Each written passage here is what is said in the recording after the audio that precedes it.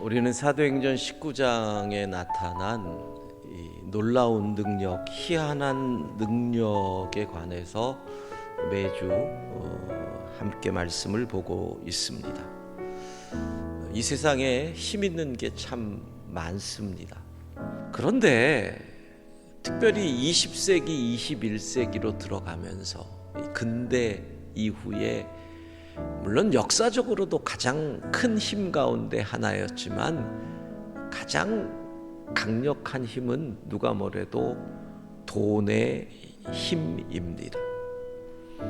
권력을 가진 사람도 결국 그 권력을 유지하려면 돈이 필요하지요.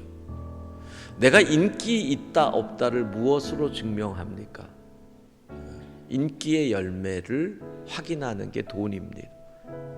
그런데 문제는 그래요. 술이 문제가 되면 술을 끊으면 되지요.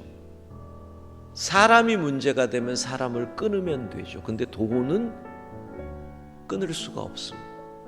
돈 없이는 못 사는 세상이 되어버린 것입니다.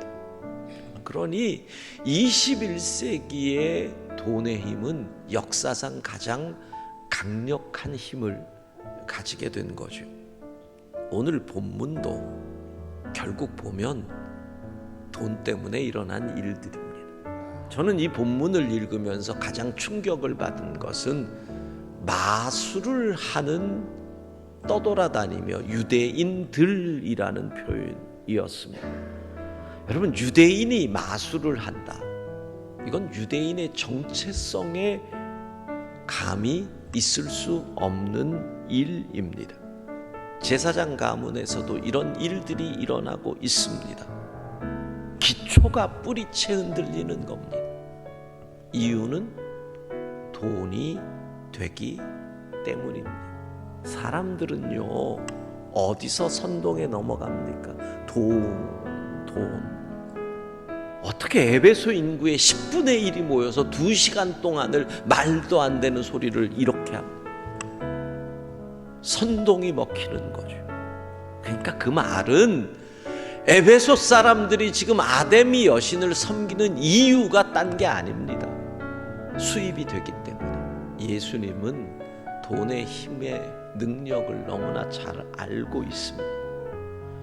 그 돈이 하나님의 자리를 위협할 존재가 된다는 것을 너무나 잘 알고 계셨습니다. 그래서 일찍이 주님은 이렇게 경고하십니다. 너희가 하나님과 재물을 겸하여 섬기지 못하느냐. 돈이 우리의 삶에서 필요한 거지요. 그리고 물질을 잘 쓰면 하나님의 영광 나타낼 수 있습니다. 그 물질을 통해서 선하고 아름다운 일을 이룰 수 있습니다. 그런데 그 재물이 우리에게 있어서 우선순위로 가치가 점점 올라가는 어느 날 그 재물은 만몬이 될 수 있다. 하나님과 대립하는 또 다른 신이 될 수 있다. 성경에서 만몬을 방지하기 위한 준 최고의 수단이 뭔지 아세요? 방법이 11조예요. 11조는 뭐예요? 축복받기 위한 수단이 아니에요. 나의 모든 것이 하나님의 것입니다를 고백하기 위해서 성경은 11조를 드려요.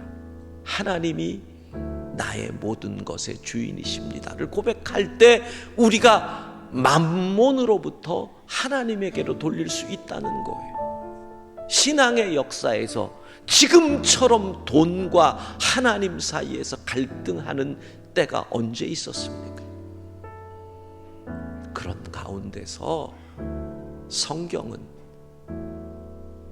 진짜 신앙의 출발을 이렇게 보여줍니다. 사도행전 19장 19절, 그들에게 있어서 이 증서는요, 자신들의 살아가는 방법이고 나의 노후 자산이고 내 자녀들을 위한 유산이에요. 그런데 이걸 불태웁니다. 무슨 의미입니까? 하나님이 나의 소망이십니다. 하나님이 내 자녀에게 물려줄 유산입니다. 하나님이 나의 노후를 책임지십니다. 하나님이 소망입니다. 이 믿음의 고백이 있는 불태움. 돈은 하나님 나라를 위한 도구일 뿐입니다. 돈은 하나님의 영광을 위하여 사용될 수 있는 수단에 불과한 것입니다. 돈은 하나님께서 청지기인 나에게 맡긴, 하나님 나라를 위하여 나에게 맡긴 하나님의 것, 내가 관리하는 것일 뿐입니다. 돈이 아닌 주님 위에 살아가는 우리 모두가 될 수 있기를 주의 이름으로 축복합니다.